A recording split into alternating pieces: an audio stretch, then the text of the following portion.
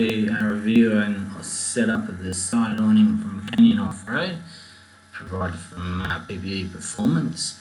I'm going to just quickly go and do a short intro in front of the camera and then switch back to voiceover mode and talk you through the rest of the stuff from there.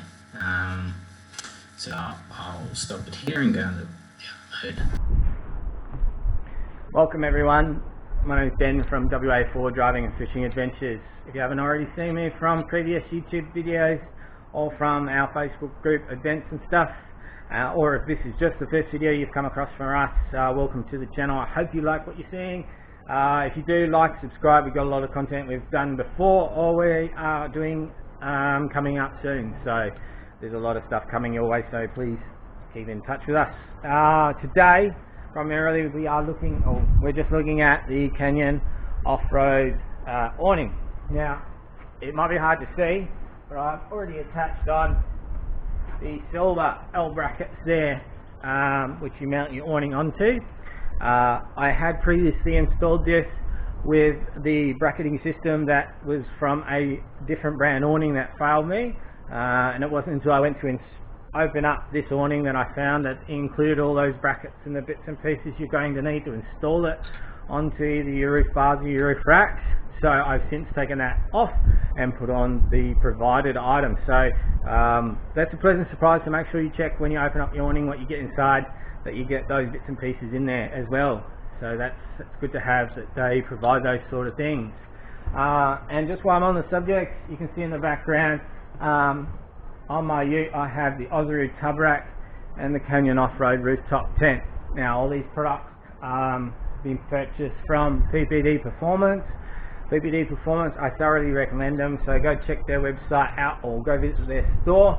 They do lots of forward driving modifications, camping equipment and bits and pieces like that. They've got a whole list of stuff, so if you could think of it, they've probably got it there. So go and check them out. They're a fantastic team. Their customer service has been phenomenal. Anytime I've had questions or needed help, they've always been there to answer those sort of questions for me and give me any assistance.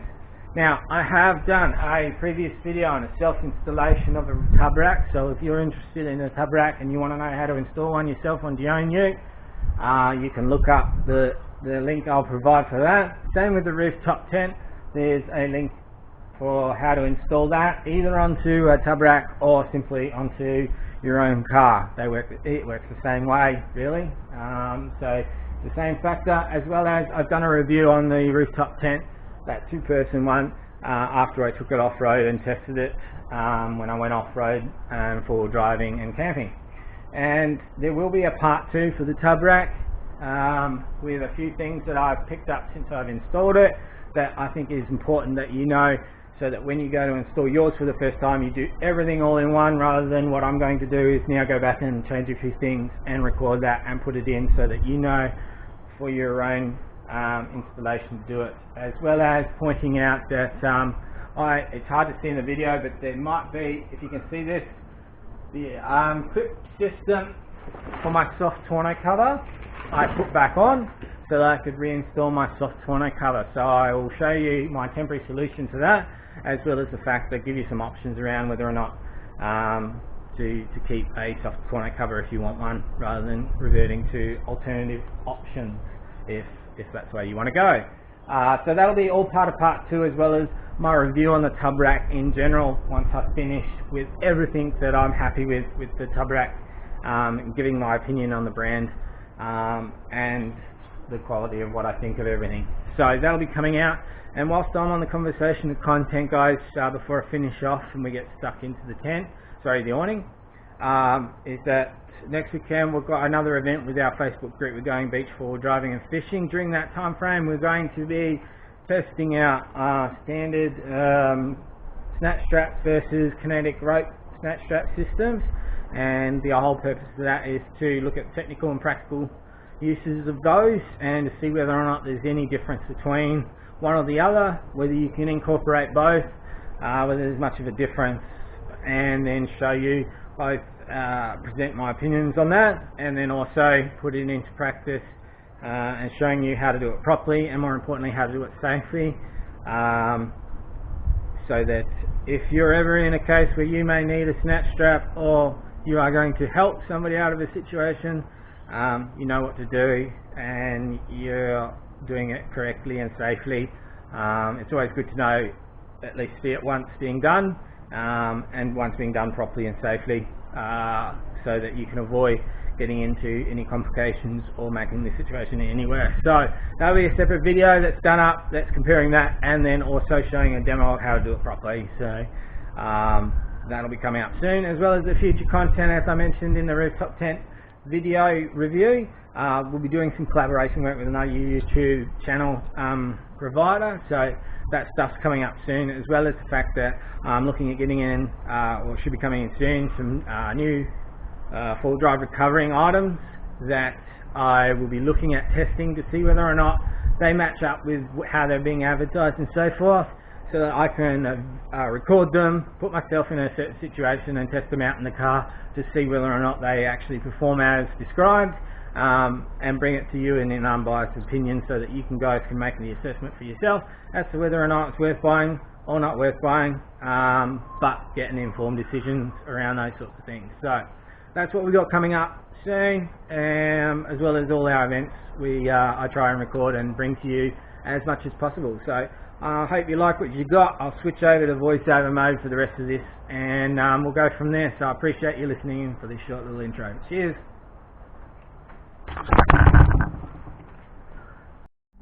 Just carrying on, so what we're going to do is finish installing the awning. It's pretty straightforward from here.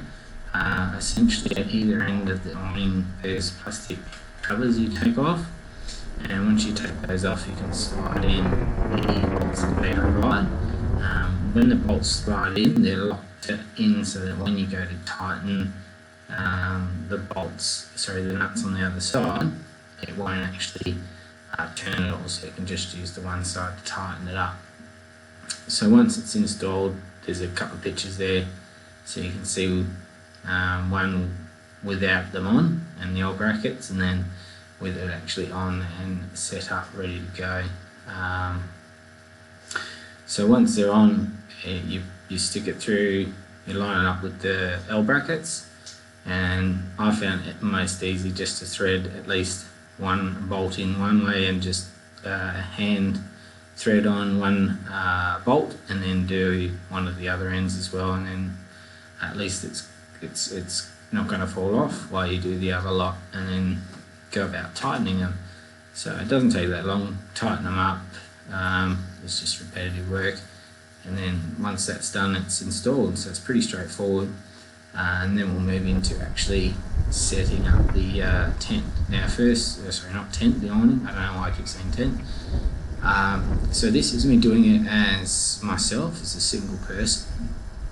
And what I discovered when I worked it out, the tips, the best way to do it is, as you're inside the bag that comes with it, you've got 2 pegs and 2 strings, or ropes, that help you tighten up and put tension.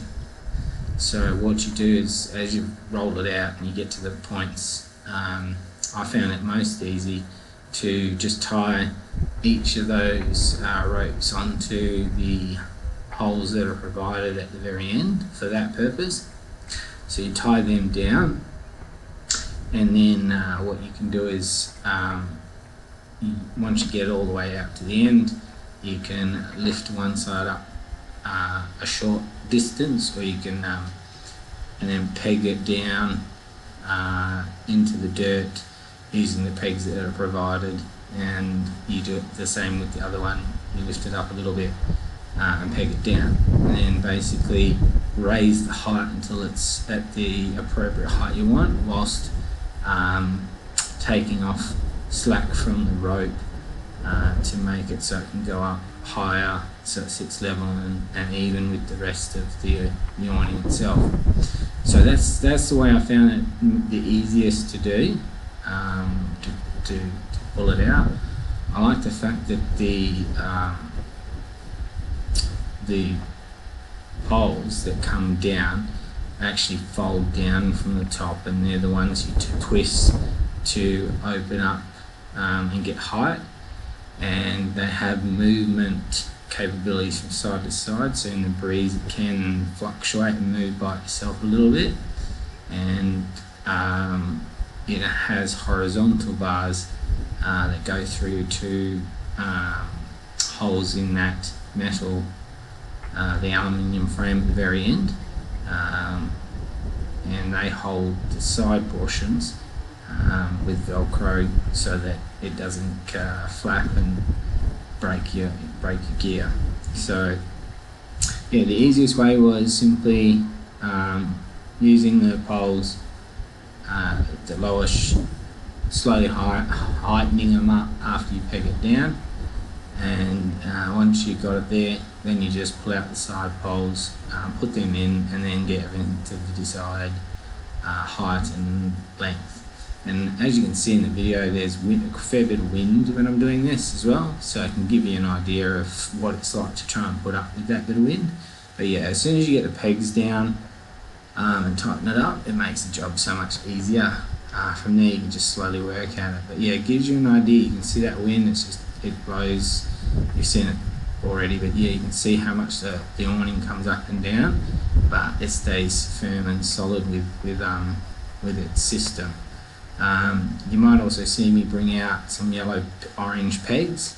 Those are the big ones that you might use for sand instead of the little silver ones you're provided. It's a good idea to have the sand pegs if you plan to put out your awning on a beach to get more contact with the ground.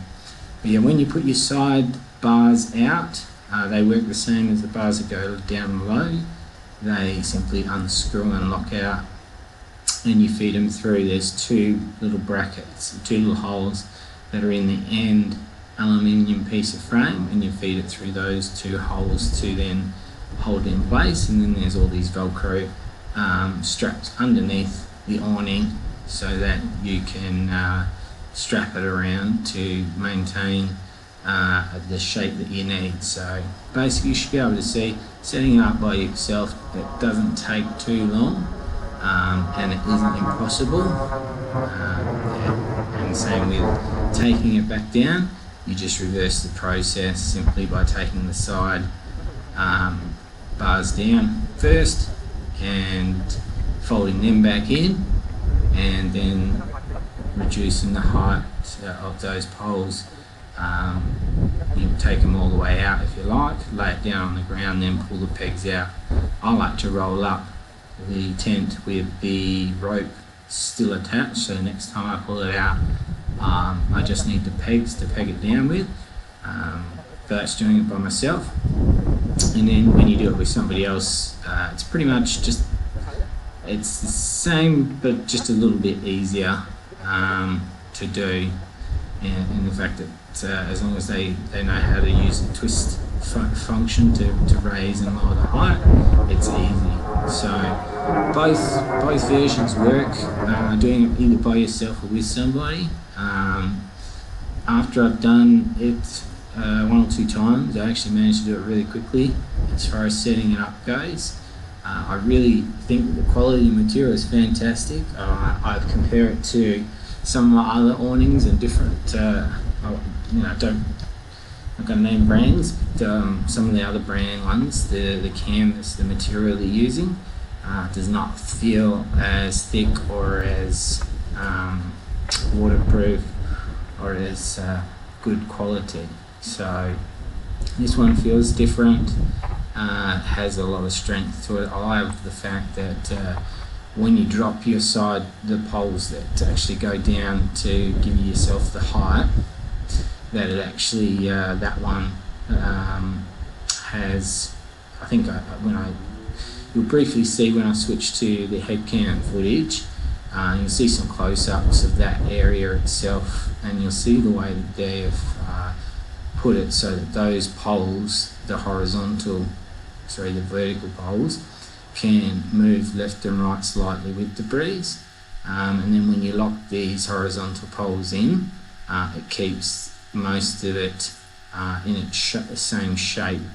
But as you can see when I test it, I'm shaking it, I'm pushing up and down on it as if simulating some wind to see what will occur when it's under any sort of strain. whether any of the parts will break or come apart, or whether it'll fall down with the breeze. So I left it up for a bit by itself to have a crack in the breeze, and also tested it myself manually with the breeze. I've grabbed hold of the side poles and I've shaken it. But yeah, I think it's very handy having the fact that those poles on the vertical can have some flexibility to them, and then the sturdiness of the horizontal ones to provide that. So for a very long 3 meter awning, I think the construction is really good, really sound. I'm trying to think of something to point out that's wrong. Even fitting in the bag's easy. Like I didn't fold it up very well, but it fits in there. They don't make it so it's really hard to get back in. But it's just it's good to be able to see that. So, and I apologise with the head cam footage. Sometimes I forget that it doesn't catch everything of what I'm doing. I have to sort of push out certain things, but I'm hoping you get some of the vision to be able to see what I'm talking about when I'm saying how I test it, the construction of the pole that goes down, and how it can manoeuvre within that area, back, left and right, forward and back slightly, so I can manoeuvre a bit with the breeze so it's not fixed to the point where if it is fixed, it's just going to bend the tiny little metal bits that go through the end of the frame. Those little metal parts are the bits that normally will break if it's under a fair amount of strain. And because I'm using this, be using it on a beach where you'd find a lot of wind, I want to make sure I've got an awning that's going to be capable of doing that. So you can see the poles.